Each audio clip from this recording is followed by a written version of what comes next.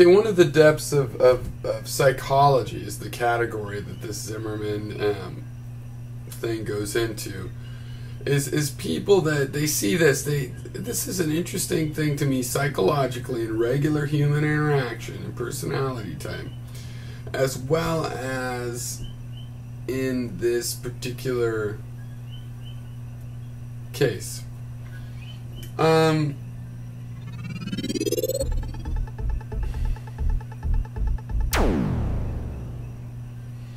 Well, not so much in this particular case as in court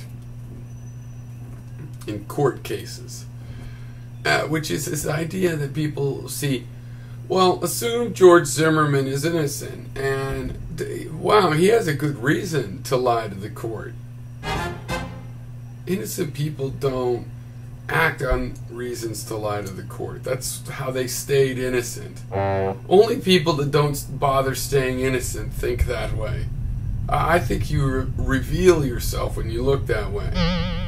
Because I, of course, understand he has a reason to lie. He has a reason to lie. He has a reason to lie. The judge, everybody understands that. But when honest people are driven, he has a reason to lie. To lie, they become dishonest at that point that they lie.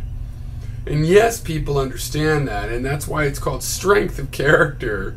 Because there's a force there pushing you to lie. And if you're not strong enough to overcome it, then you're not going to remain honest. Maybe it's just been a coincidence. Maybe you've never been tempted or had a real reason. And judges are super familiar with this. Plenty of people that live their whole life, plenty of honesty and honesty and honesty over and over. In a really tight bind, they'll do some of the more crazy lies to try to fit it out and ignore it. And maybe if we knew their lives,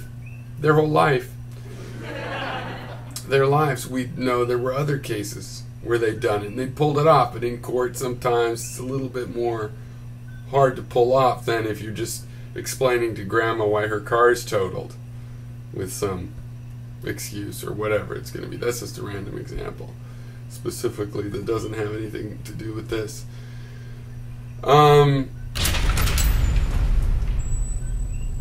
And so this is an interesting psychological thing. People that are like, well, George Zimmerman has a reason to lie. That doesn't mean he's guilty. In other words, if you think it through, well, if he's innocent, does that mean that he, working backwards of, well, does it mean he's guilty if he lied? No, it doesn't mean he's guilty. Not at all. Zero implication on his other guilt. It just has an implication on whether you could take his word for anything now. And the court, it's not, that's what it's pleasant, because in my life, I hate when people don't realize this, that like, realizing you had a reason to lie to me doesn't mean I forgive you for lying to me. That's what I would expect by strength of character. Alright, cheers. I'm also not fond of people who pretend they don't have opinions. The thing is, as you form a sort of an impression, you should reveal it. If you're ready to change it, just say that too. To be honest, my impression this is now, but I'm open to changing. I mean, that's how my opinions are, except for it's starting to circle in. I mean, you see, long ago in this process, maybe even before I started relaying what I'd looked, in my first close investigation, I pretty much figured it was manslaughter.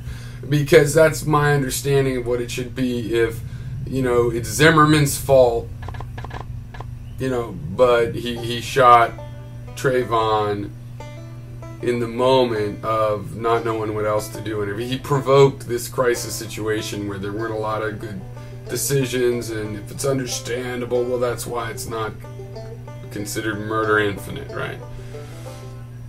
But I think personally, from the evidence, there's some evidence and enough evidence that to try him on murder too. Now, I hope it's the kind of court case, system, I forget, I haven't double-checked or anything with Florida, where, it can be a fallback. If they say there's not enough for, murder two, they do manslaughter. Because otherwise, if it was an all or nothing like thing, I would say go for the manslaughter, because basically this is a guy with, you know, that well-intentioned in a way that I think is bound to be counterproductive, but it's a tragedy, and like bar fights gone wrong and other passionate crimes, our societies forgive those.